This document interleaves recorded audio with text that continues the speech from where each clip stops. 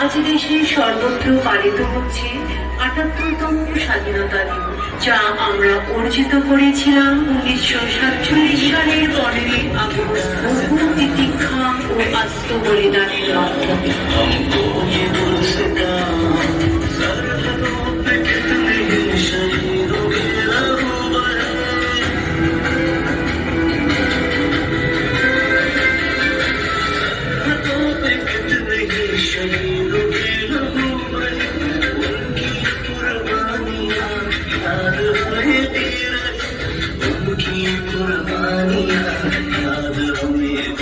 At the stroke of the midnight hour, when the world sleeps, India will awake.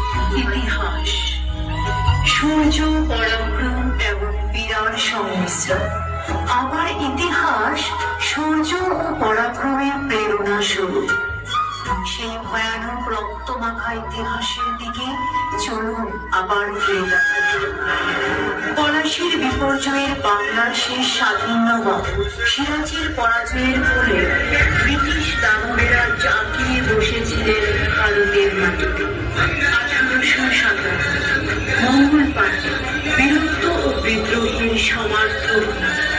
দাসত্বের সুদীর্ঘ কালো খণ্ডে ভারতের ঐক্যকে বিনষ্ট করার যে ঔপনিবেশিক প্রয়াস, তার বিরুদ্ধে রুখে দাঁড়াতে গিয়ে ফাঁসির মঞ্চে প্রাণ বিসর্জন দিলেন। আঘাতে আঘাতে জীর্ণ ভারতবাসী বুকের দিকে দিকে আগুন জ্বলন্ত শিখা হয়ে ওঠে নানা সাহেব ও বেগম হজরত, তাতিয়া তোপি ও লক্ষ্মীবাঈর তরবারি।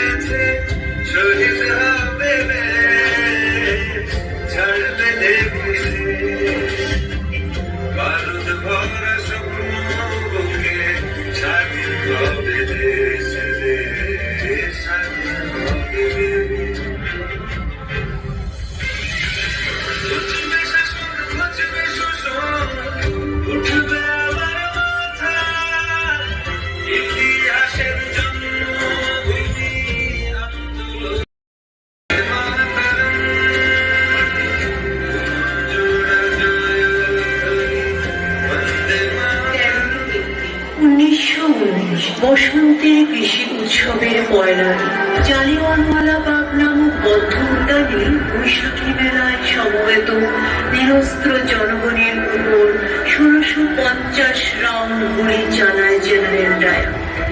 সারা দেশে নেমে এলো শ্মশানের নিস্তব্ধতা। এরই ফলস্বরূপ ভারতবর্ষ পেল শহীদ ভগৎ সিং এবং উধম সিংয়ের নেতৃত্ব। গান্ধীজির অহিংস আন্দোলনে সামিল হন বহু স্বাধীনতাকামী নরনারী। একে একে আইন অমান্য, অসহযোগ এবং ভারত ছাড়ো আন্দোলনে ডাক দিলেন গান্ধীজি। সেলুলার ক্যাম্পাস, আজও শোনা যায় শহীদদের আর্তনাদের ধ্বনি। সেকালে রথদ্বীপের জিমখানা ময়দানে জাতীয় পতাকা উত্তোলিত করে নেতাজি সুভাষচন্দ্র বসু শহীদ ও স্বরাজদেবকে স্বাধীন হিসেবে ঘোষিত করেন। বহু বিবর্তনের ফল আমাদের আজকের এই তিরঙ্গা।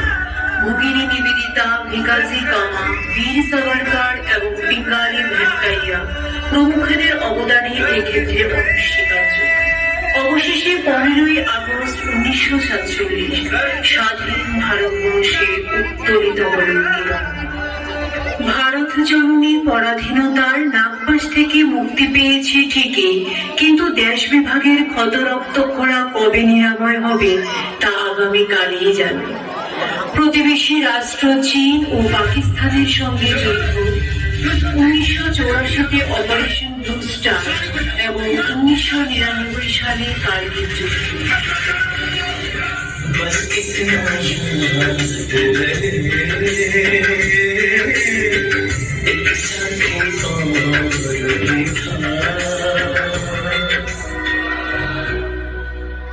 ভারত বহু জাতি, ধর্ম, বর্ণ, বিরক্তির বৈচিত্র্যের মধ্যে ঐক্য এই সভ্যতার মূলমন্ত্র।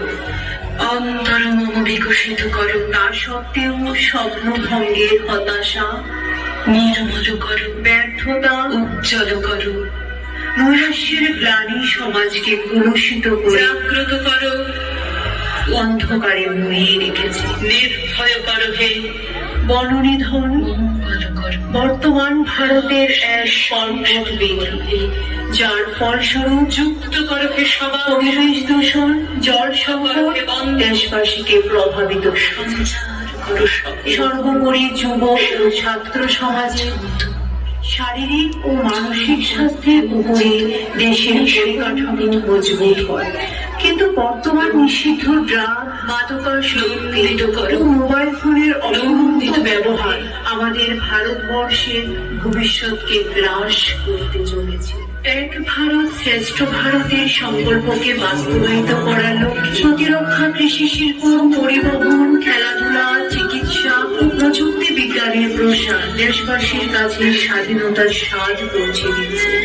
বিকশিত ভারতের অঙ্গ হিসেবে গরিব শ্রেণী, মহিলা, যুবক ও কৃষক সম্প্রদায়ের উন্নতি সাধন অগ্রগতিকে ত্বরান্বিত করেছে। তাছাড়াও ভারতের ক্রিকেট বিশ্বজয়, G20 প্রতিনিধিত্ব, মঙ্গলযান, চন্দ্রযান, বিদ্যুৎ উৎপাদন, আর্টিফিশিয়াল ইন্টেলিজেন্স ও পঞ্চপ্রাণের মতো প্রকল্পগুলি নতুন দিশার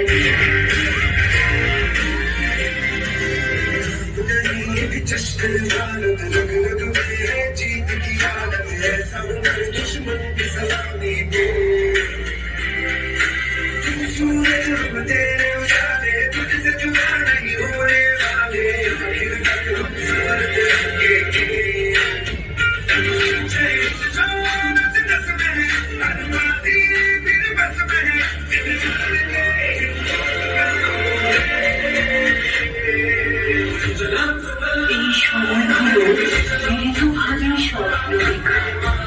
এই সময় হলো সবাই মিলে সংকল্প নেওয়া।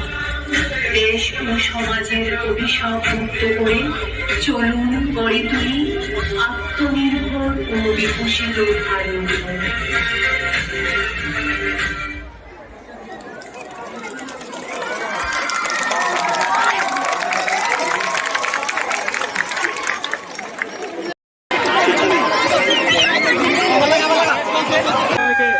প্রথম পুরস্কার আজকে ডন বস্কো স্কুলের হাতে তুলে দেওয়ার জন্য দূরে যা, একটু দূরে যা।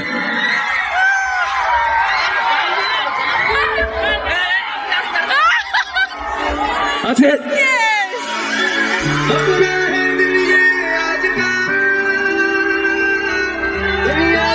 আজকে উইনার্স ডন বস্কো স্কুল সমবেত দেশাত্মবোধক নৃত্য অনুষ্ঠানে প্রথম স্থান অধিকারী ডন বস্কো স্কুল। আমরা বিজয়ীদের পুরস্কৃত করলো।